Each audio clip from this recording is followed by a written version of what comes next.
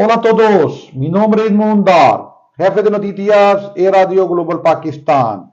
Hoy hablaremos de soluciones a problemas legales. Estoy presente con asesor jurídico e Radio Global Urdu, señor Abdul Wahab Dar, advocate. Hola, señor Abdul Wahab Dar, ¿cómo estás? Muchas gracias, señor. Soy muy bien. Y hola a todos.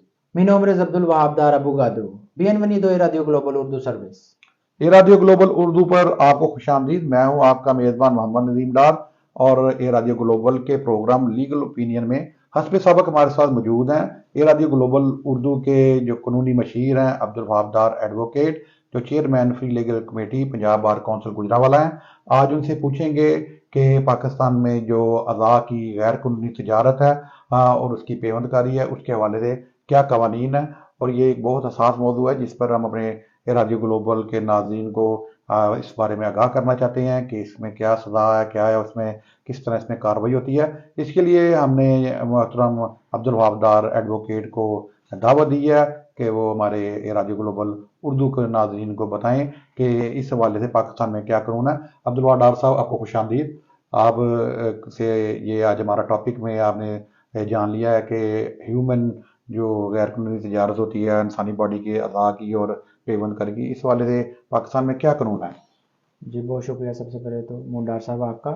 Basically ये जो गैर कानूनी जो इंसानी अज़ा की smuggling और जो होती है क्या नाम है पेवंदकारी, इसको बेसिकली डील करता है the transplantation of human organs and tissues act 2010। ये बेसिकली 2010 में ये नाफिज हो गया था और जो पंजाब की हद तक इसमें जो कुछ अमेंडमेंट्स की गई हैं 2012 में, ये कुछ ऐसी सच अमेंडमेंट्स नहीं थी।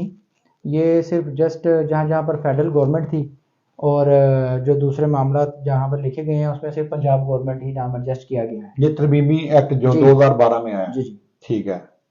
और इनके खिलाफ जो इसकी पनिशमेंट है, ये जो मुलविस हैं इसमें अज़ा की जो उसमें पेमेंटकारी में गैर कानूनी और विदाउट अथॉरिटी जो है, उसको बेसिकली इसका सेक्शन 9, 10 एंड 11 डील करता है। बेसिकली जो ये जो इसमें जो कानून बना है उसका जी ये सेक्शन 9, 10 और 11 है, ये वो बेसिक सेक्शंस हैं सेक्शन है। इसमें जो ठीक इसमें है। डील करते हैं, जिसमें पनिशमेंट्स वगैरह हैं और सब शामिल हैं, जिसमें जो section according to section 9 of कोटा 2010 के prohibition of the removal of transplantation of organs of any purpose other than therapeutic purpose. इसको मैं एलेबोरेट करता चलूँगा अपने व्यूअर्स के लिए कि इलाज के मकसद के अलावा किसी और मकसद के लिए इंसानी अज़ा की पेवंदकारी की ममानत है।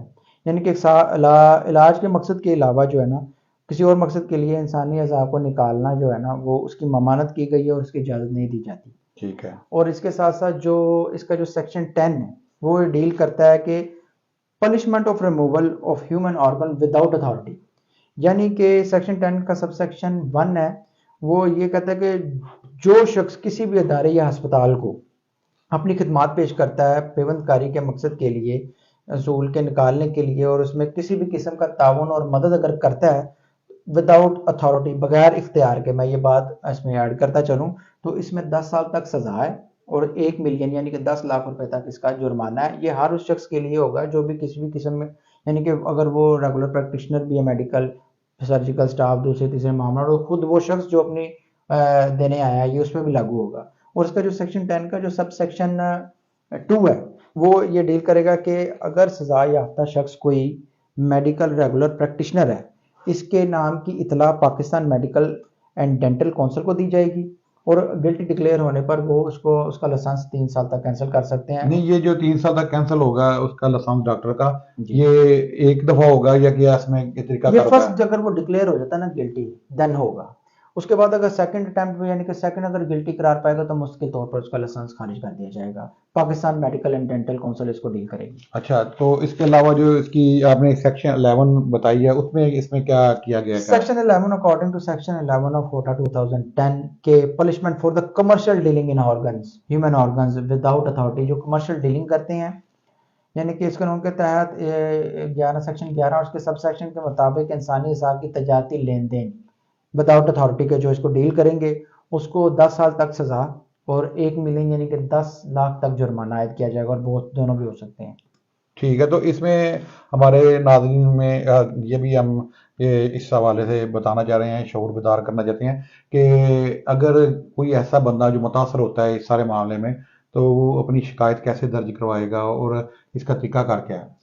बेसिकली इसका तरीकाकार ये है कि इसमें तो डायरेक्ट जो एफआईआर वो तो हो नहीं सकती, यानी कि बल्कि इस्तगासा की दरख्वास्त या प्राइवेट कंप्लेंट की बुनियाद पर इस पे मदरामद होगा। यही वजह है कि जब पुलिस किसी मुलजिम को पकड़ती है तो वो ज़्यादा देर तक जो है ना उसको हिरासत में गिरफ्तार नहीं कर पाती। इस यही वजह से इसमें जो पेचीदगियाँ जो सिस्टम का शिकार है। और अगर इसके लिए तरीकाकार क्या करेगा मुतासरा शख्स जो है? वो मतलब क्या यानी फ़ोरम पर तरीकाकार तो वो तभी अदालत में जाएगा या क्या करेगा वो? नहीं, तरीकाकार तो तभी राइज किया जाएगा ना कि सबसे पहले इस जुर्म को काबिल दस्तअंदाजी बनाया जाए कि ये जो है ना कॉग्निजेबल ऑफेंस हो। और इसमें सजाएं जब मजीद बढ़ेंगी, जैसे मैंने आपको ऊपर बताया कि सेक्शन 10 के तहत उसका क्लास जो 2 है, उसमें यही है कि जस्ट अगर वो गिल्टी करार पा जाता है कि मेडिकल रेगुलर प्रैक्टिशनर है, देन उसको क्या नाम है वो मेडिकल जो मेडिकल एंड डेंटल काउंसिल है जो पाकिस्तान की, वो डील करेगी और देन उसको गिल्टी डिक्लेयर होने पर 3 साल तक उसका लाइसेंस खारिज कर देगी। इसमें सजा जब तक आप नहीं ना बढ़ाएंगे, मजीद सख्त नहीं करेंगे, इसकी ना इस पर काबू नहीं पाया जा सकता इस तरह की चीज़ों पर। ये हमारे साथ मौजूद थे ए रेडियो ग्लोबल के कानूनी मशीर अब्दुल वहाब डार एडवोकेट।